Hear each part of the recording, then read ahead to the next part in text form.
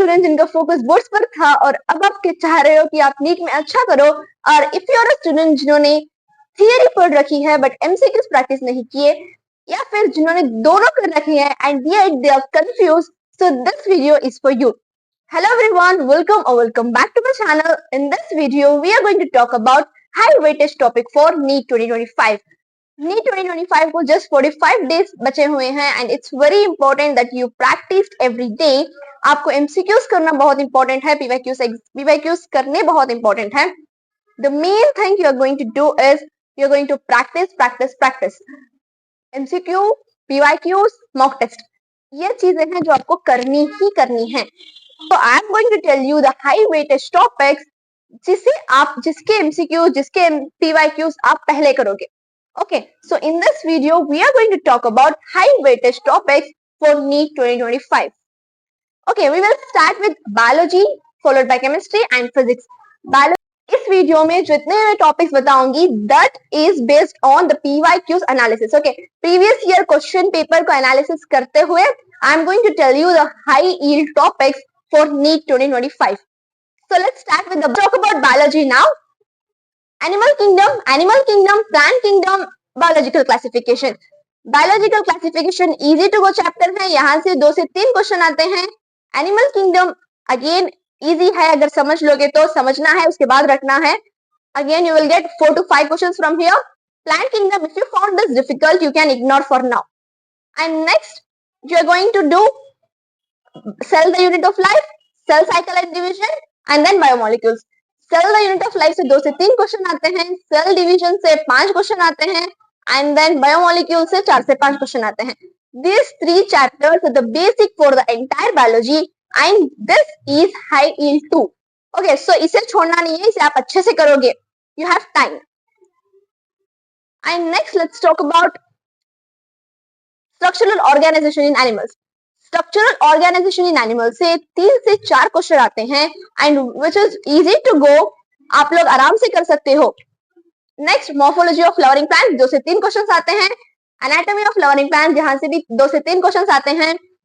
Then the entire human physiology में अगर हम कहें तो breathing and exchange of gases से 2 क्वेश्चन आते हैं. Body fluids and circulation again 2 to 3 question. Neural control and coordination 2 to 3 question. Chemical coordination and integration, यहाँ से 3 से 4 क्वेश्चंस भी देखने को मिले हैं.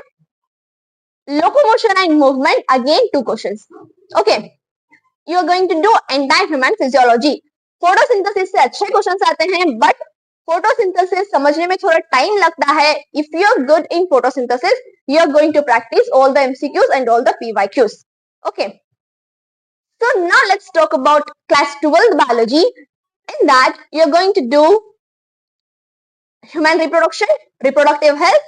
Human reproduction से 3 क्वेश्चन आते हैं, reproductive health से 4 क्वेश्चन आते हैं. reproductive health बहुत छोटा चैप्टर है and easy to go है, आराम से कर सकते हो. But about biotechnology, process and principle and also biotechnology and its application.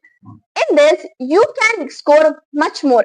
ये एक high yield चैप्टर है जहां से आपको 3 से 4 क्वेश्चन देखने को मिलते हैं, एक यूनिट से, एक चैप्टर से, और एक चैप्टर से आपको 6 क्वेश्चन देखने को मिलते हैं. It is very easy to go, आप इसे मिस नहीं करोगे.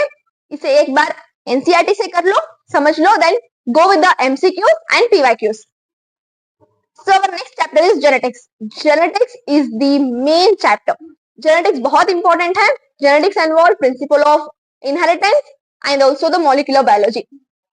अगर आपने पहले ही कर रखा है and you have the basic, then आप ये करो. If you are new to this, so यहाँ पे समझने में थोड़ा टाइम लगता है. सो अगर आपको नहीं आता कुछ भी इसके बारे में और अगर आपको चीजें डिफिकल्ट लग रही हैं, so you can leave this.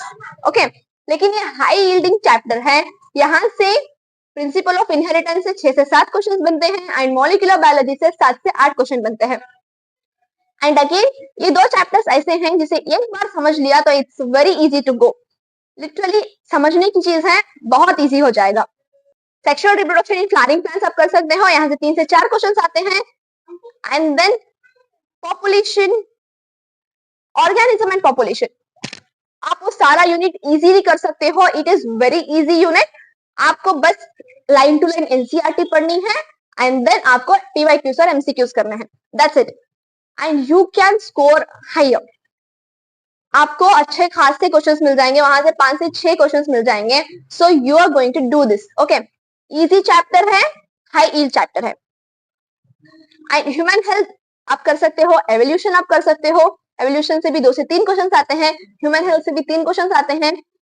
And if you are skipping principle of inheritance and molecular biology, then make sure that you are doing the small टिटली, ओके। स्मॉल चैप्टर जैसे सारे के सारे ह्यूमन फिजियोलॉजी के chapters हो गए, and then last unit of class 12 human health, microbes, ये सारे आप अच्छे से कर रहे हो। If you are okay, so this is about the biology. Now let's go to the chemistry part. तरह में डिवाइड कर सकते हैं, that is physical chemistry, organic chemistry and inorganic chemistry. मैं कहूंगी कि आप किसी दोनों को पकड़ो and do your best, give your best, यहाँ से आपके 100 प्लस आ जाएंगे। Just focus on 2 main topics that you want to do, या फिर फिजिकल केमिस्ट्री के साथ इनऑर्गेनिक कर लो, फिजिकल केमिस्ट्री के साथ ऑर्गेनिक कर लो। ऑर्गेनिक में बहुत बच्चों को डिफिकल्टी होती है, so it's better to go with physical chemistry and then inorganic chemistry. मैं आपको चैप्टर वाइज बताऊंगी, हम लोग यहाँ पे ना एक फिजिकल केमिस्ट्री, एक इनऑर्गेनिक केमिस्ट्री ऐसे करेंगे। अब मैं जितने बता रही हूँ सारे नोट डाउन करो, this will give you 110 to 120 marks. So the first one is periodic table, जहां से 2 क्वेश्चंस आते हैं, मोल कॉन्सेप्ट, जहां से अगेन 2 से 3 क्वेश्चंस आते हैं। अब अगर आपको ऑर्गेनिक करना है तो then go with the GOC, general organic chemistry, जहां से 4 से 5 क्वेश्चंस आते हैं। It's chemical bonding 4 questions, atomic structure 4 questions, P block elements 4 questions, thermodynamics से 3 क्वेश्चंस आते हैं। थर्मोडायनामिक्स इजी है, इसे डिफिकल्ट है दिमाग में मत रखो, ठीक है, ये इजी चैप्टर है, आराम से पढ़ो, हो जाएगा। D and F block 2 to 3 questions, coordination compounds से 3 क्वेश्चंस आ रहे हैं and they are very easy to solve, so you are going to do this. Then solution 2 questions, chemical kinetics 2 to 3 questions, electrochemistry 3 questions, equilibrium 3 questions, redox reaction 1 or 2 question. Redox reaction को मैं क्यों बोल रही हूँ करने को, because it is very easy chapter. Redox reaction comparatively बहुत easy है, so you can do it very easily, इसलिए मैं कह रही हूँ कि आप रेडॉक्स रिएक्शन कर सकते हो। एंड अगर आपको ऑर्गेनिक में करना है तो you can go with amines, जहां से जो कि इजी है और जहां से 2 क्वेश्चन इजीली आते हैं। And you can go with aldehyde, ketone and carboxylic acid, जहां से 2 से 3 क्वेश्चन आते हैं। And you can go with biomolecules. अब सुनो, आपने बायोलॉजी में बायोमोलिक्यूल्स पढ़ रखा है, अगर आपको आप यहाँ पे फिर से बायोमोलिक्यूल्स पढ़ रहे हो and it made it easy, okay, यहाँ पे इजी हो जाता है and you can get 2 questions from this. This is about the chemistry. अगर आपने इन सभी को कर लिया then you can get 110 to 120 marks. And आपको अब करना कैसे है, आपको सिर्फ थियरी पार्ट नहीं पढ़ना, you just have 45 days, so you are going to focus on PYQs and MCQs। आपको जितनी प्रैक्टिस करनी है, आप जितनी प्रैक्टिस करोगे उतना कम है। बच्चे स्कोर क्यों नहीं कर पाते, that is you are lacking the practice. आपको MCQ प्रैक्टिस करना है और आप वही नहीं कर रहे, आप बस थियरी पढ़ते जा रहे हो। टारगेट 400 से 500 है, देन आई सजेस्ट यू कि आप लोगों का मेन फोकस होना चाहिए बायोलॉजी एंड केमिस्ट्री।